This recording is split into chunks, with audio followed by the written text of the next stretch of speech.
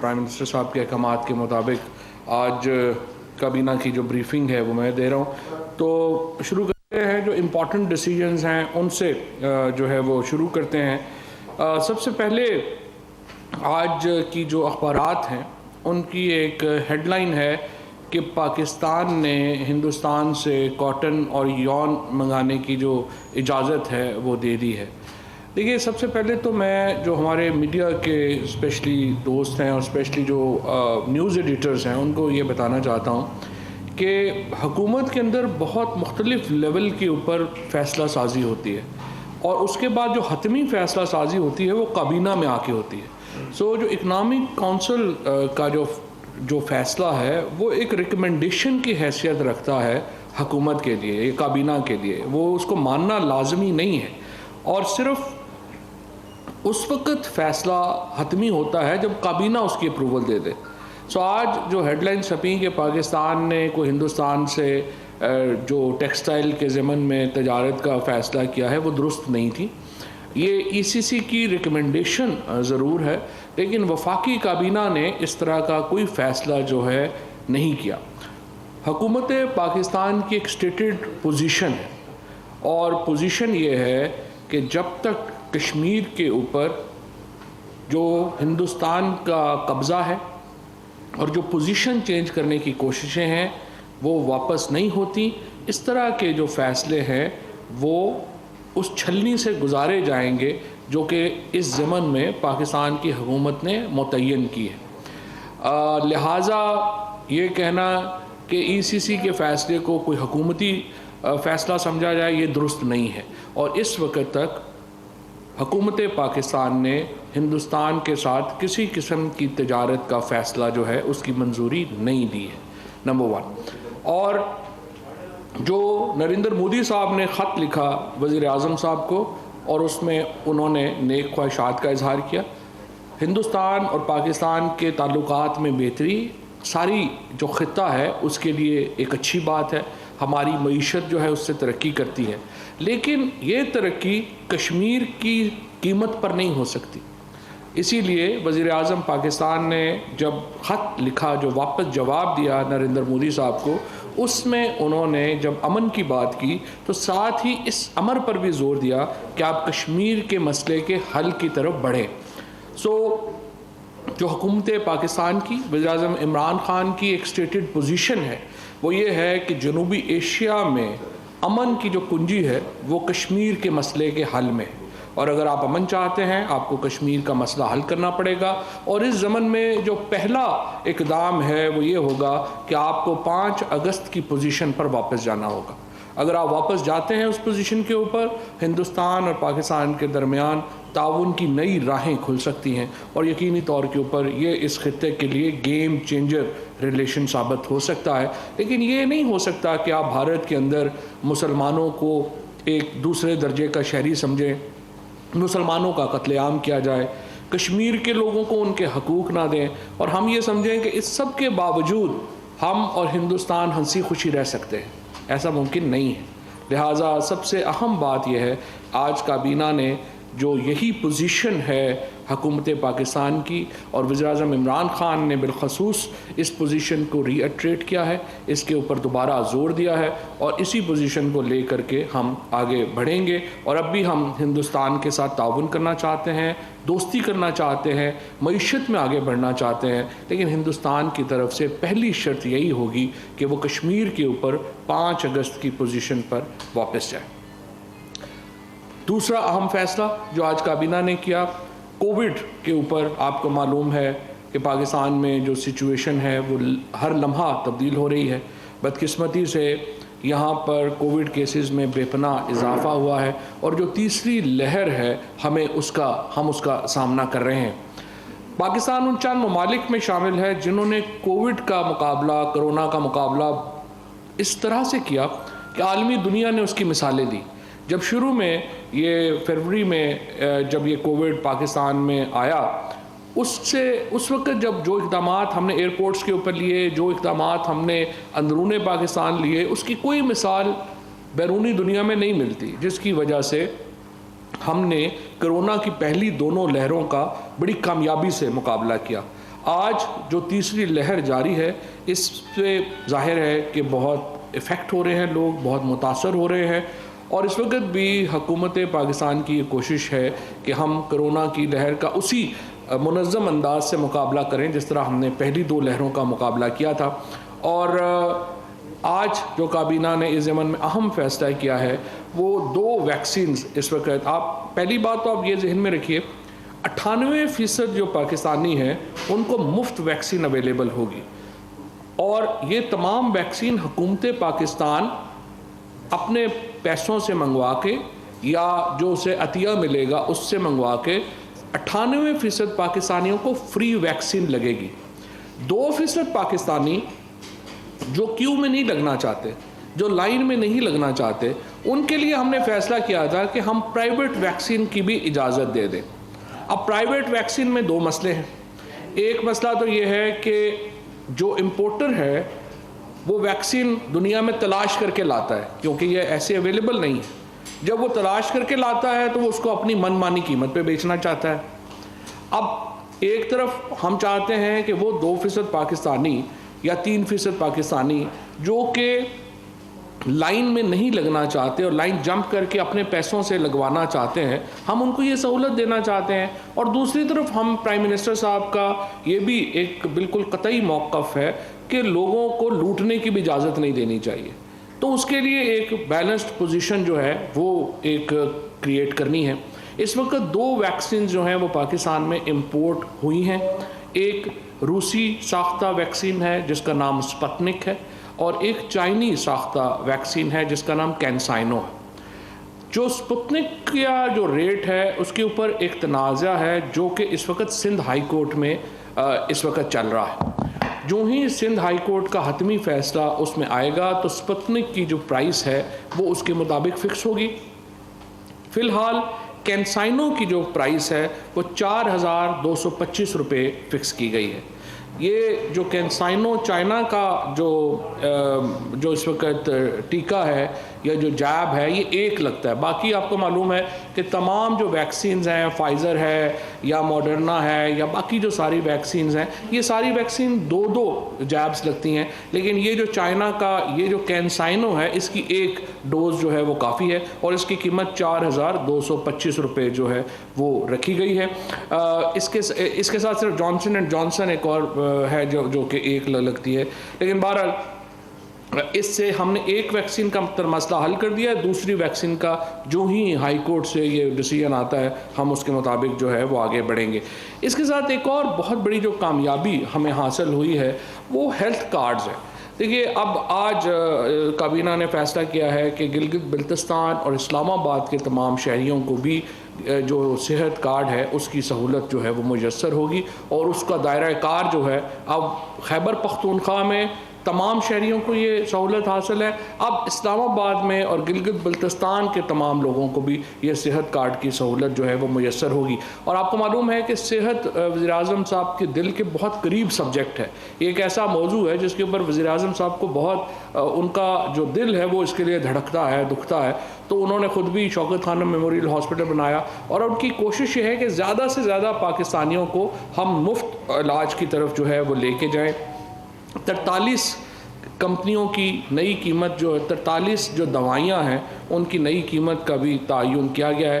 کسی دوائی کی قیمت میں اضافہ جو ہے وہ نہیں کیا گیا، نئی قیمتوں کا تعین ہوا ہے لیکن نئی جو اضافہ ہے وہ نہیں کیا گیا۔ اس کے ساتھ ساتھ بیوروکریسی کی کارکردگی میں بہتری لانے اور ڈلیوری کو مزید مؤثر بنانے کے حوالے سے وزیر اعظم صاحب نے پچھلی جو کانفرنس ہوئی تھی، پریس کانفرنس ہوئی تھی اس اور اتفاق سے اس دن بھی میں نے ہی کی تھی، ہم نے آپ کو بتایا تھا کہ وفاقی بیوروکریسی کے حوالے سے قوانین میں تبدیلی لائی گئی ہے، اور اس تبدیلی کے بعد جو ان ایفیشینٹ بیوروکریٹ ہیں ان کو نکالنے کا جو طریقہ کار ہے اس کو سہل بنا دیا گیا ہے۔ تو وزیر اعظم صاحب نے آج کابینہ کو یہ ہدایت کی ہے کہ اپنے جو محکمے ہیں ان کے اندر جھانکیں، اور جو افسران سہل پسند ہیں اور کام نہیں کر پا رہے ان کو حکومت سے فارغ کر کے گھر بھیجنے کی تیاری کریں، اور اس کے لیے جو ہے وہ جو رولز ہیں وہ پہلے ہی بنا دیے گئے ہیں اور اس کے مطابق جو ہے وہ عمل کرنا چاہیے۔ ایک اور اہم جو فیصلہ ہے وہ براڈ شیٹ کی جو رپورٹ ہے وہ آج ریلیز کی گئی ہے. براڈ شیٹ کے اوپر کافی میڈیا میں باتیں جو ہیں وہ ہو چکی ہیں، لہٰذا میں بہت تفصیل سے اس پر بات نہیں کروں گا، لیکن کچھ جو نئی چیزیں جو آپ کی دلچسپی کے لیے ہوں گی. 5 لوگوں کے خلاف فوری طور کے اوپر کرمنل کارروائی جو ہے اس کا حکم آج کابینہ نے دیا ہے. ان میں احمد بلال صوفی صاحب شامل ہیں، حسن ثاقب شیخ صاحب شامل ہیں، یہ اس وقت FBR میں ہیں. غلام رسول صاحب شامل ہیں، یہ منسٹری آف لاء کے جوائنٹ سیکرٹری تھے. عبد الباسط صاحب سابق ڈپٹی ہائی کمشنر UK میں، ان کے خلاف کرمنل کارروائی کا حکم دیا گیا ہے. شاہد علی بیگ جو کہ director audit and accounts high commission تھے لنڈن میں، ان کے خلاف کرمنل کارروائی عمل میں لائی جائے گی. طارق فواد ملک، انہوں نے جو براڈ شیٹ کا سارا جو کروایا تھا کانٹریکٹ، ان کے خلاف کرمنل کارروائی عمل میں لائی جائے گی. تو جو براڈ شیٹ کمیشن نے ان 5 حضرات کو مین ایکیوزڈ ڈکلیئر کیا ہے اپنی اس رپورٹ میں. اس کے علاوہ براڈ شیٹ کمیشن نے ایک بہت ہی اہم جو نقطہ اٹھایا ہے وہ یہ ہے کہ 2011 اور 2017 کے درمیان جو نیب کا جو ایڈمنسٹریشن تھی، یعنی جو احتساب کا جو عمل تھا، اس کو انہوں نے کہا کہ that was the darkest era of NAB. یہ سب سے زیادہ جو اندھیر نگری مچائی گئی نیب کے کسی بھی دور میں، وہ 2011 سے 2017 کے دور میں تھی. اور آپ کو معلوم ہے کہ اس میں اس وقت جو قمر الزمان صاحب تھے وہ چیئرمین نیب تھے، اس کے علاوہ پروسیکیوٹر جنرلز اور باقی جو لوگ تھے، ان کی کرمنل نیگلیجنس کی وجہ سے سوئس اکاؤنٹس اور ان کی جو دستاویزات ہیں وہ غائب ہو گئیں اور لوگوں کو پتہ بھی نہیں چلا. اب جو براڈ شیٹ کمیشن ہے اس نے یہ ریکمنڈیشن کی ہے، اور ان کی ریکمنڈیشن کے مطابق قمر زمان اور نیب کے جو دوسرے اس وقت ہائی پوزیشنز کے اوپر لوگ تھے ان کی کرمنل لائبلٹی کا تعین کیا جائے گا. اور اس کے ساتھ میں آپ کو یہاں پہ یہ بھی یاد کرا دوں کہ جو آصف زرداری صاحب اور ان کی جو پیپلز پارٹی کی جو باقی قیادت تھی، اس کے خلاف جو مقدمات تھے وہ اس لیے آپ کو یاد ہوگا کہ بری ہوئے تھے زرداری صاحب، جس میں کہا گیا کہ نیب کے پاس اوریجنل ریکارڈ موجود نہیں ہے سوئس اکاؤنٹس کا. یہ ایک بالکل جھوٹ بات تھی، اور ہم براڈ شیٹ کمیشن کے جسٹس عظمت سعید صاحب کے شکر گزار ہیں جنہوں نے اوریجنل ریکارڈ جو ہے وہ ڈسکور کیا، اور اب سوئس اکاؤنٹس کا اوریجنل ریکارڈ جو ہے وہ حکومت کے پاس موجود ہے. اور اس بنیاد کے اوپر زرداری صاحب کے اوپر بھی جو سوئس اکاؤنٹس ہیں وہ دوبارہ کھولے جا سکتے ہیں، اور ہماری جو لیگل ٹیم ہے اس کا جائزہ جو ہے وہ لے رہی ہے. اس کے ساتھ ساتھ براڈ شیٹ کمیشن نے یہ کہا ہے کہ جو، اور یہ آپ کو جس طرح سے معلوم ہے کہ ایویڈنس کو یعنی شہادتوں کو ضائع کرنا یا چھپانا یہ کرمنل آفینس ہے، لہٰذا اس وقت کے جو ڈائریکٹر جنرل نیب ہیں اور پروسیکیوٹر جنرل اور دیگر لوگ، ان کے خلاف بھی کرمنل کارروائی جو ہے وہ اس میں قابل عمل جو ہے اس کو بنایا جا رہا ہے. اس کے بعد شہزاد اکبر صاحب نے جو آج صبح پریس کانفرنس بھی کی تھی، انہوں نے چینی مافیا، ذخیرہ اندوزوں اور سٹے بازوں کے خلاف جاری ایکشن کے حوالے سے ایک تفصیلی بریفنگ دی. اس جو بریفنگ ہے اس کا جو چونکہ تفصیلات پہلے شہزاد اکبر دے چکے ہیں تو بہت تفصیل میں نہیں دوں گا، لیکن صرف اتنا ہے کہ تقریباً 11 کے قریب لوگ جو ہیں انہوں نے اریسٹ کیے ہیں، ان کا ریکارڈ جو ہے وہ سامنے آیا ہے، اور پتہ یہ چلا ہے کہ تمام ہی جو شوگر ملوں کا، یہ بڑے شوگر ملوں کا، یہاں پہ یہ بھی میں آپ کو بتا دوں کہ 45% جو پاکستان کی شوگر پروڈکشن ہے وہ 2 فیملیز کے پاس ہے، ایک زرداری صاحب کے پاس اور ایک نواز شریف صاحب کے پاس. تو ان کے سمیت جو باقی لوگ ہیں انہوں نے سٹے کے ذریعے کی چینی کی قیمت جو ہے وہ بڑھائی، اور اس طرح سے ایک وہ کرمنل آفینس کے مرتکب ہوئے، اور اس کے بعد منی لانڈرنگ کے مرتکب ہوئے. لہٰذا ادھر بھی جو لوگ ملوث ہیں ان کے خلاف کارروائی کا حکم جو ہے وہ دیا گیا ہے. اس کے ساتھ ساتھ جو پیٹرولیم بحران کا جائزہ جو ہے وہ لیا. پیٹرولیم کے اوپر آپ کو معلوم ہے کہ کمیٹی اپنی رپورٹ جو ہے کتنے جو فیصلے کیے تھے، اور اسد عمر صاحب نے، شفقت محمود صاحب نے، شیری مزاری صاحبہ نے اور اعظم سواتی صاحب نے اس کمیٹی کو چیئر کیا تھا، اس کمیٹی میں شرکت کی تھی، اور انہوں نے جو بڑے فیصلے تھے اس کے مطابق ندیم بابر صاحب کو، جو اس وقت ہمارے SAPM ہیں، ان کو فورینزک جو جب تک ہوتا ہے اس وقت تک اپنے عہدے سے علیحدہ کر دیا گیا تھا۔ اب جو 3 بڑے ایکشنز ہیں اس میں ایڈمنسٹریٹو ایکشنز شامل ہیں، کرمنل ایکشن شامل ہے اور لیجسلیٹو ایکشن شامل ہیں۔ کمیٹی نے اس کی تفصیل جو ہے وہ دی ہے۔ اس کے مطابق جن کمپنیز نے 20 دن کا سٹاک جو قانوناً رکھنا ہے وہ نہیں رکھ سکیں، ان کے خلاف جو ہے وہ کارروائی ہوگی۔ اس کے ساتھ ان کمپنیز کے خلاف کارروائی ہوگی جو کہ اپنا جو تیل کی ترسیل ہے وہ انہوں نے وقت کے اوپر نہیں کی ہے۔ اس کے ساتھ ساتھ جو برتھنگ ہے، یعنی جو آ کر کے کراچی میں جب جہاز لگتے ہیں تو اس برتھنگ کا جو پروسیس ہے اس کو جو مینیپولیٹ کیا جاتا ہے، یعنی جہاز کو آپ دور کھڑا کر دیں اور قیمت بڑھ جائے تو پھر واپس لے آئیں، اور قیمت زیادہ ہو تو اپنے جہاز کو پہلے لگوا لیں، یہ سارا جو ایک لوٹ مار مچی ہوئی ہے اس کے اوپر بھی کارروائی کا حکم دیا گیا ہے۔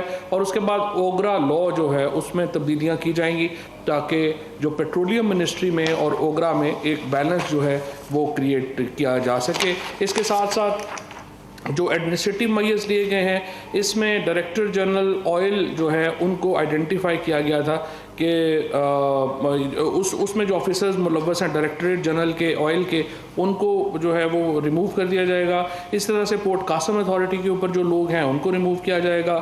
پروفیشنل آفیسرز کو اپوائنٹ کیا جائے گا ٹیکنیکل پوزیشنز کے اوپر۔ بہت امپورٹنٹ فیصلہ جو انہوں نے کیا ہے، مانیٹرنگ سیل کریٹ کیا جائے پیٹرولیم ڈویژن میں تاکہ ہمارا جو ڈیٹا ہے وہ ریلائبل ہو۔ ابھی کیا ہوتا ہے کہ وہ پیٹرولیم کمپنیوں سے ہی پوچھتے ہیں کہ آپ بتائیے کہ کتنا چاہیے، کیا ہونا چاہیے، تو اب انہوں نے کہا کہ انڈیپینڈنٹ ایک جو سیل ہے وہ کریٹ جو ہے وہ کیا جائے۔ اس کے ساتھ لیبز ہونی چاہیے اور وہ ایک تفصیلی جن لوگوں کو دلچسپی ہوگی پیٹرولیم سے وہ جو ہے وہ دیکھ سکتے ہیں اس کو۔ پرائم منسٹر صاحب نے وزارت سائنس اور ٹیکنالوجی کی جو EVM مشینز ہیں ان کو بہت سراہا، اور انہوں نے یہ کہا ہے کہ کابینہ کو جو سمندر پار پاکستانیوں کو، اوورسیز پاکستانیز کو انتخابی عمل میں شراکت داری کے لیے اور ہمارے الیکشنز کو جو EVM کے اوپر اور الیکٹرانکس کے اوپر کنورٹ کرنے کے لیے اقدامات کرنے میں تیزی کرنی چاہیے۔ اور انشاءاللہ ہمیں امید یہ ہے کہ ہم ایک پروسیس کریٹ کر پائیں گے جس میں کشمیر کے الیکشنز کا ایک حصہ یقیناً ہم EVM کے اوپر ہماری کوشش ہے کہ ہم لا سکیں۔ اور ڈاکٹر بابر اعوان صاحب جو ہیں وہ پارلیمنٹری اس کمیٹی کے سربراہ ہیں، اور ان کے ساتھ مل کے ہم یہ ایک پورا جو اور مجھے آج بڑی خوشی ہے کہ اسپیکر صاحب کی اور اپوزیشن رہنماؤں کی ملاقات ہوئی ہے، اور ہم چاہتے ہیں کہ یہ عمل آگے بڑھے اور اپوزیشن اس جو عمل ہے اس میں شامل ہو، اور تاکہ ہم تمام جو اسمبلی ہے اپوزیشن اور ہم مل کر کے ایک ایسا سسٹم کریٹ کر سکیں الیکشنز کا جس پہ سب کو اعتماد ہو۔ یہ نہ ہو کہ ہم جیتے ہیں تو وہ کہیں جی یہ ہم نہیں مانتے، اور وہ جیتے ہیں تو ہم کہیں ہم نہیں مانتے۔ سو بجائے اس کے کہ ہم ہر وقت اسی لڑائی میں پڑے رہیں، ہم نے یہ پہلے بھی دعوت دی ہے اور پھر ہم نے دعوت دیتے ہیں کہ آج آئیے آگے بڑھتے ہیں، اور یہ پارلیمنٹری کمیٹی جو ہے اس کا یہی مقصد ہوگا کہ یہ تمام جو پارلیمنٹ کے اندر ایک کنسنسس کریٹ کر سکے اس ضمن میں۔ سرکاری اداروں کے سربراہان کی تعیناتی میں اب تک کی پیش رفت کے اوپر بریفنگ دی گئی ہے۔ کابینہ کو بتایا گیا ہے کہ 29 مارچ 2021 تک کل 94 اسامیاں جو ہیں وہ خالی ہیں۔ ان میں 33 وہ ہیں جن کے حوالے سے تعیناتی کا عمل جاری ہے۔ 44 ایسی اسامیاں ہیں جہاں قوانین میں اصلاحات، ادارے کے انضمام یا کسی دوسری وجہ سے تعیناتیوں میں التوا ہے۔ اس کے اوپر وزیر اعظم صاحب کو نے بڑے اپنے تعصف کا اظہار کیا ہے، افسوس کا اظہار کیا ہے کہ اتنی زیادہ اسامیاں جو ہیں وہ اب تک کیوں خالی ہیں، اور انہوں نے اگلی کابینہ میٹنگ میں منسٹرز کو اور سیکرٹریز کو کہا ہے کہ وہ اس حوالے سے اپنی جو وزارتیں ہیں ان کا جواب لے کے آئیں کہ یہ کیوں اتنا جو ہے وہ ابھی تک اتنی اسامیاں جو ہیں وہ کیوں خالی ہیں۔ آڈٹ اور اکاؤنٹ کے جو شعبہ ہے اس میں بہت بڑی ریفارمز اس حکومت نے انٹروڈیوس کرائی ہیں، اور پہلی بار جو ہمارا آڈٹ کا جو اس وقت نظام ہے وہ افیکٹو شروع ہوا ہے۔ اس میں جو SOEs ہیں ان کی آڈٹ رپورٹ پیش کی گئی، اور پرائم منسٹر صاحب نے حکم یہ دیا ہے کہ یہ SOE کی جو اسپیشل کمیٹی ہے کیبنٹ کی اس کے سامنے یہ رپورٹ جو ہے وہ رکھی جائے، اور اس رپورٹ کو پھر ایک پورا تھورلی دیکھا جائے کہ کیسے اس میں جو ہماری جو اس وقت billions and billions of rupees جو ہیں وہ آپ کو پتہ ہے ہمارے اسٹیٹ اونڈ انٹرپرائزز جو ہیں ان میں جا رہا ہے. تو وزیر اعظم نے کہا ہے کہ ان کو دیکھا جائے کہ ہم اس کو کیسے ان کے جو آڈٹ کا نظام ہے اس کو کیسے بہتر کریں اور پھر اس کو ٹھوس سفارشات جو ہیں وہ کابینہ کے سامنے جو ہے وہ لائی جا سکے. چیئرمین PIACL بورڈ کا معاملہ جو ہے وہ 1 ہفتے کے لیے پینڈنگ کیا گیا ہے. اس طرح بندرگاہوں کے چارجز میں کمی کے لیے جو اب تک اقدامات تھے وہ بھی علی زیدی صاحب نے کہا ہے کہ وہ آخری 1 ہفتہ ان کو چاہیے اس کو مکمل کرنے کے لیے, تو اس کو ایجنڈے کو جو ہے کیا گیا ہے. مسز کشور احسن کو پاکستان آرڈیننس فیکٹری میں ممبر پروڈکشن کوآرڈینیشن تعینات جو ہے وہ کیا گیا ہے. اسی طرح سے کابینہ نے ملکی معاشی ضروریات کے تحت وزارت خزانہ کی جانب سے فروری 2020 سے اٹھائے جانے والے مالی اقدامات کی منظوری دیتے ہوئے ان قرضوں پر حکومت پاکستان کی جانب سے ٹیکسوں کے نفاذ میں چھوٹ دینے کی بھی منظوری دی ہے. Metropolitan club building F9 park جو ہے اس کا ایجنڈا بھی ملتوی کر دیا گیا ہے کیونکہ اس کے اوپر مزید تھوڑی بحث چاہیے کہ آخر آپ یہ دیکھیے کہ کس طرح سے نواز شریف صاحب اور ان کی کمپنی نے 2-2.5 ارب روپے کا ایک بلڈنگ کھڑی کر دی ہے اور ابھی تک اس کا پتہ نہیں ہے کہ ہم نے اس کا کرنا کیا ہے. یہ اس طرح کے جو انہوں نے پچھلی حکومت نے جو پیسے خرچے ہیں وہ ایک بہت بڑا ایک پرابلم ہے حکومت کے لیے کہ کس طرح سے اس کو جو ہے وہ ڈیل کیا جائے. نیشنل انسٹیٹیوٹ آف ہیلتھ کی سابقہ افسر ڈاکٹر فرناز ملک کو پرفارما پروموشن دینے کی جو منظوری ہے وہ دے دی گئی ہے. اسی طرح سے نئے چیئرمین اوورسیز وزارت پاکستان اور ہیومن ریسورس ڈیولپمنٹ کو جو ہے employees old age benefits institution کا جو نیا چیئرمین ہے اس کو لگانے کا کہا گیا ہے.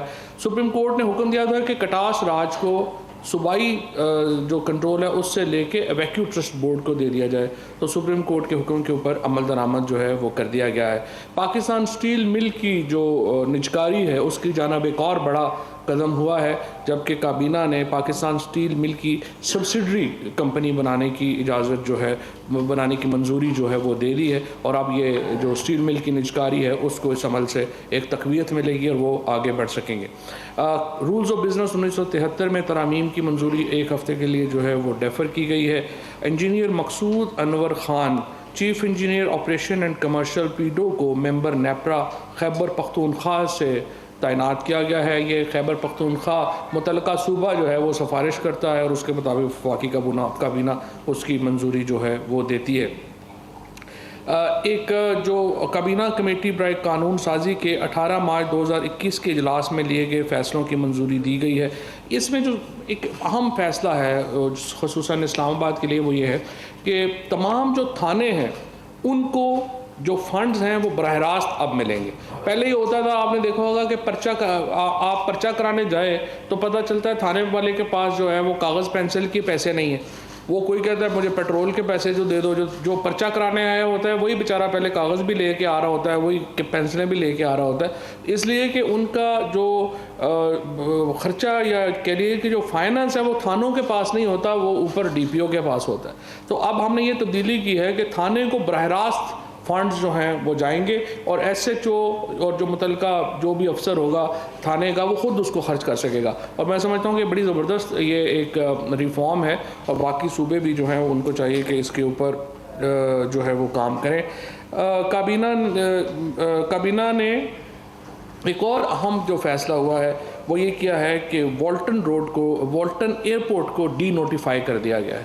والٹن ایئرپورٹ لاہور کے بالکل وسط میں ہے اور اس کی وجہ سے ایک جو بہت بڑا پرابلم آ رہا ہے وہ یہ ہے کہ جو گلبرگ جو لاہور کا دل ہے جہاں ساری کمرشل ایکٹیویٹی ہوتی ہے وہاں ہائی رائز بلڈنگ نہیں بن سکتی.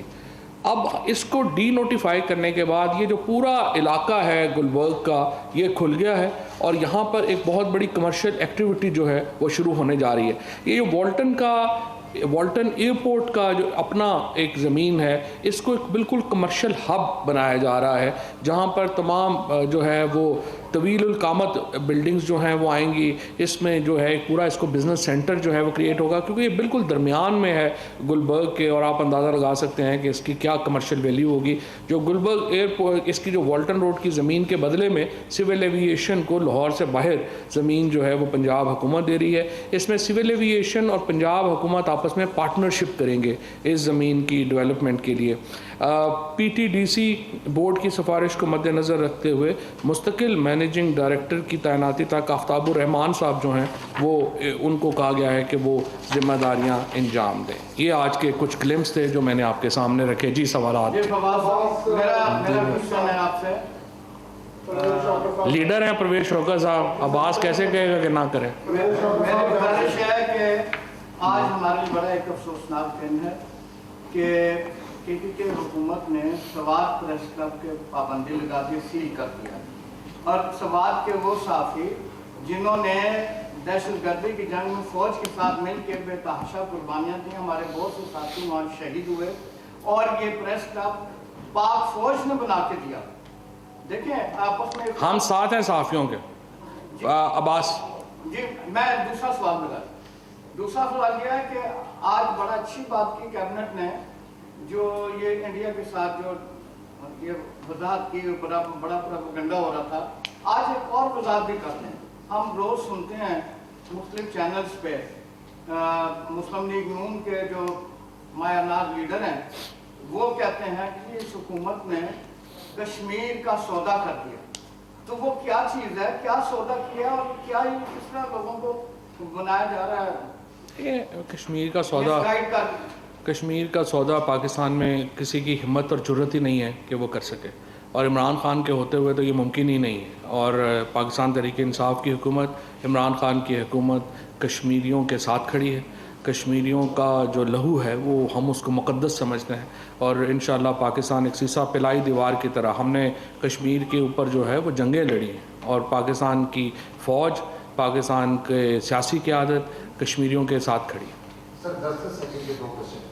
سر انڈیا پاکستان ریلیشن کو دیکھتے ہوئے ای سی سی نے فیصلہ کس طرح کر لیا تھا, وہ کنفیوز پالیسی ہے, اور زرداری صاحب کے سوئس اکاؤنٹس کے کھولنے کی جو بات ہے کہ 15 سال بعد تو ایسا قانون ہے کہ وہ کھاتے کھولے جا سکتے ہیں. اسی سوال کرتے ہیں سر کہ آپ نے کہا کہ اس بارے سے بتایا, لیکن وزیر جو خارجہ شاہ محمود قریشی صاحب نے انہوں نے کہا کہ یہ معاملہ ڈیفر ہوا ہے. یہ معاملہ ڈیفر ہے یا بالکل ختم کر دیا گیا فی الحال؟ جی میں نے آپ کو یہ کہا کہ ہیلڈ ان ابینس کیا گیا ہے, ڈیفر کر دیا گیا ہے, کیونکہ ای سی سی کا ایجنڈا آ جایا نہیں کیبنٹ کے پاس. جب کیبنٹ کے پاس آئے گا, اصل میں عباس کا سوال جو تھا اس میں آپ کو تھوڑا سا بتا دوں, حکومت کے اندر بہت مختلف ایکسپرٹس کمیٹیز ہوتی ہیں. وہ ایکسپرٹس کمیٹی اپنی ایکسپرٹیز کے مطابق رائے دیتی ہے. اب جب کیبنٹ کے پاس لیکن معاملہ آتا ہے, وہاں پہ سیاستدان بھی بیٹھتے ہیں, وہاں پہ پولیٹیشین, وہاں پہ فارن افیئرس کے لوگ بھی بیٹھتے ہیں, وہاں پہ معیشت کے لوگ بھی بیٹھتے ہیں. ای سی سی میں اکیلے جو ہیں وہ اکانومسٹ بیٹھتے ہیں, اور جو ہماری ایک سمجھیے کہ جو معاشی نقطہ نظر سے فیصلے ہوتے ہیں, سیاسی نقطہ نظر سے فیصلے نہیں ہوتے. لہٰذا اسی لیے میں نے شروع میں وضاحت کی تھی کہ میڈیا کو بھی یہ پتہ ہونا چاہیے کہ ای سی سی کا فیصلہ حکومت کا فیصلہ نہیں ہوتا, کابینہ کا فیصلہ حکومت کا فیصلہ ہوتا ہے. اور یہ انہوں نے اپنی رائے دی ہے, کابینہ کی ایک اپنی رائے ہے, اور اب آگے چل کے دیکھ لیں گے جیسے جو ہے وہ کیسے معاملہ. ہاں, سوئس اکاؤنٹس کے اوپر یہ کرمنل لاء میں کوئی پابندی نہیں ہوتی. یہاں ایک سول لاء کو کانسیپٹ ہوتا ہے ایسٹاپل کا. سول لاء میں آپ ایک مخصوص عرصے کے بعد کیس اوپن نہیں کر سکتے, لیکن کرمنل لاء میں ایسٹاپل اپلائی نہیں ہوتا. سو جب بھی اگر کرمنل کرائم ہوا ہے اور آپ کو نئی شواہد ملے ہیں تو وہ کیس جو ہے وہ کھل سکتا ہے. سر آپ جب نواز شریف یہاں سے باہر گئے تو کیا کابینہ میں آپ ان میں شامل تھے جنہوں نے مخالفت کی؟ اب ایک بار پھر مریم نواز خاموش ہیں, ڈاکٹر عدنان پاکستان آ چکے ہیں, تو کیا وہ خاموشی اور نون لیگ کے جو رہنما ہیں ان کا مریم کے باہر جانے کا عندیہ دینا, کیا کابینہ میں اس حوالے سے ڈسکشن ہوئی اور حکومت اس پر کیا فیصلہ کرے گی؟ اللہ خیر ہی کرے, مریم نواز کی خاموشی کو اچھی بات تو نہیں ہے, تو لیکن امید ہے کہ کابینہ اس بار جو ہے وہ ہم جیسے لوگوں کی بات سن لے گی. نہیں, ابھی تو کوئی ایسی ڈسکشن نہیں ہے. السلام علیکم جی, میرا نام صوفیہ ہے. تھینک یو سو مچ. سوال یہ ہے کہ آپ نے ویکسینیشن کے حوالے سے بات کی, تھوڑی سی کنفرمیشن ریکوائرڈ ہے کہ جو رشین ویکسین ہے کیا وہ پیورلی پرائیویٹ پرپز کے لیے استعمال کی جائے گی, اور صرف چائنیز ویکسین ہوگی جو پاکستان میں لوگوں کو لگائی جائے گی یا اس ویکسین کو بھی سرکاری طور پر استعمال کیا جائے گا؟ لیکن صوفیہ مسئلہ یہ ہے کہ اویلیبل کیا ہے، جو اویلیبل ہے آپ نے وہی منگانا ہے نا. یہ فار ایگزامپل جو پرائیویٹ سیکٹر میں منگا رہے ہیں وہ تو ظاہر ہے چند ہزاروں میں منگا رہے ہیں، تو وہ تو کوئی بھی منگا لیں گے یا جو اویلیبل ہوگی وہ منگا لیں گے. حکومت تو لاکھوں میں منگوا رہی ہے. ابھی ہم نے 3 ملین منگائی ہے، 30 لاکھ منگائی ہے، ابھی تک 8-10 لاکھ لوگ جو ہیں وہ ویکسین لگوا بھی چکے ہیں پاکستان کے اندر. تو ہم جو حکومت پاکستان کو جو اویلیبل ہے، جہاں سے اویلیبل ہے وہ ہم لے رہے ہیں. تو سرکاری سطح پہ وہ استعمال ہوگی یا نہیں؟ یہ جو پرائیویٹ سیکٹر منگا رہا ہے یہ تو پرائیویٹلی بیچے گا نا. ہم جو گورنمنٹ منگا رہی ہے ہم گورنمنٹ کی سطح کے اوپر لگا. سر آپ نے الیکٹرانک عرفان سوری 3-4 دن سے ہم سن رہے ہیں کہ کیبنٹ میں کچھ ریشفلنگ ہونے جا رہی ہے اور کچھ دو چیزیں بھی ہونی بڑی امپورٹنٹ. تو کریم صاحب کو دوبارہ لے لیا جا رہا ہے، کریم صاحب آ رہے ہیں. تو آپ یہ بتائیں کہ آج کوئی فیصلہ اس بارے میں ہوا کون سا؟ دیکھیں عرفان ایشو یہ ہے کہ جو کابینہ ہے اس کی تبدیلی کی گفتگو کابینہ میں تو ہو ہی نہیں سکتی، کیونکہ یہ تو وزیر اعظم کا پریروگیٹو ہے. پرائم انڈر آرٹیکل جو 90 ہے ہمارا، کیبنٹ کا مطلب ہے وزیر اعظم اور وزراء. سو یہ پرائم منسٹر صاحب کا پریروگیٹو ہے، وہ جب مناسب سمجھیں گے تبدیلی کر دیں گے، اس وقت تک ہمیں برداشت کریں. کشمیر نے جو الیکشن کے لیے کہا کہ ایک حصہ ہم لوگ الیکٹرانک ووٹوں کے ذریعے کریں گے، کوشش کیا وہ جو جموں کشمیر کی جو نشستیں پاکستان کے اندر موجود ہیں 12 نشستوں کے اوپر، ان کے اوپر کیا جائے گا یا آزاد کشمیر پر؟ سیکنڈ سر اسی کے ساتھ یہ کہ وہاں ترمیم کی گئی تھی کہ جو جن کشمیریوں کا ریزیڈنس پاکستان کے اندر ہے وہ ووٹ وہ پول نہیں کر سکتے، لیکن پاکستان کے بہت سارے ایسے لوگ موجود ہیں جن کے ووٹ وہاں کشمیر میں رجسٹرڈ ہے. اس کے لیے کیا فیصلہ کیا گیا، اس کو کب تک درست کر دیں؟ دیکھیں یہ الیکشن کمیشن جو آزاد جموں و کشمیر کا ہے اور حکومت ہے کہ ان کی جو ہے پریروگیٹو ہے کہ وہ کیسے کرتے ہیں. ہم تو تجویز دے رہے ہیں، ہم یہ تجویز ان کے سامنے رکھیں گے، ان کے الیکشن کمیشن کے اور ان کی حکومت کے. ماننا یا نہ ماننا تو ان کی بات ہے. جس طرح آپ نے ووٹوں کے اندراج میں درستی کی بات کی، اگین یہ ہمارا پریروگیٹو نہیں ہے، یہ کشمیر حکومت کا اور الیکشن کمیشن کشمیر کا پریروگیٹو. میرا سوال یہ ہے کہ EVM مشین کی آپ نے بات کی، کیا آئندہ الیکشن میں اس کا استعمال کرنے آپ جا رہے ہیں؟ الیکشن کمیشن سے کوئی مشاورت کی ہے اس حوالے سے؟ اور دوسرا EVM مشین پر ایک ووٹ کاسٹ کرنے میں کتنا ٹائم لگے گا؟ اور خاص کر اس پہ جو مزدور طبقہ ہے جو بٹھوں پہ یا مزدوری کرتے ہیں سیمنٹ پہ، اس کا جو فنگر پرنٹ وہ ریڈ نہیں ہوتے، تو اس کا کیا حال ہے؟ نہیں، یہ احمد نواز صاحب دو چیزیں ہیں، ایک EVM ہے، ایک BVM ہے. EVM جو ہے وہ ہے الیکٹرانک ووٹنگ مشین، BVM ہے جہاں پہ بائیو میٹرکس کی جو ہے ویریفیکیشن مشین. EVM کے اوپر آلموسٹ کنسنسس ہے، جو آپ نے الیکشن کمیشن کا بھی کہا ہے نا، ان کے جو ڈائریکٹر ڈیجیٹل ہیں وہ اس کا حصہ ہے کمیٹی کا. EVM کے اوپر تو تقریباً کنسنسس ہے کہ یہ استعمال ہو سکتی ہے اور بڑی زبردست طریقے سے استعمال ہو سکتی ہے. BVM کے اوپر جو ٹیکنالوجی ہے وہ پرابلم صرف آ جاتی ہے کئی دفعہ جب ہم اپنے موبائل فونوں کا بھی جاتے ہیں تو ہمیں پتہ چلتا ہے کہ انگوٹھے ریڈ نہیں ہو رہے. سو BVM کے اوپر تقریباً 12% جو ہے وہ انگوٹھے ریڈ ابھی نہیں ہوتے، جس کی وجہ سے کنٹروورسی آتی ہے. اس کے سلوشن میں ہم جا رہے ہیں، لیکن جو الیکٹرک ووٹنگ ہے وہ 100% ٹیکنالوجی تیار ہے، اس میں استعمال کرنے میں کوئی پرابلم نہیں. جی بہت شکریہ سید. ابھی آپ نے جس طرح ویٹ شوگر اور ویٹ اسکینڈل کا اپنا ذکر کیا ہے، نواز شریف اور زرداری اسکینڈل ہے، اس پہ مطلب آپ کے PTI کے بھی کچھ پتہ جو لیڈران جن کی یہ شوگر ملز وغیرہ ہیں ان کا آپ نے ذکر نہیں کیا؟ نہیں، صبح سارا شہزاد اکبر صاحب نے باقیوں نے ہر تفصیل سے اس کو بتایا. مجتبیٰ صاحب ٹی وی نہیں دیکھا آج آپ؟ آخری سوال، کیا ہمارے ملک میں اتنی صلاحیت اور قابلیت موجود نہیں کہ ہم کورونا ویکسین بجائے باہر سے منگوائے اپنی بنا سکیں؟ صحیح بات یہ ہے کہ صلاحیت ابھی موجود نہیں. اس کی وجہ کیا ہے؟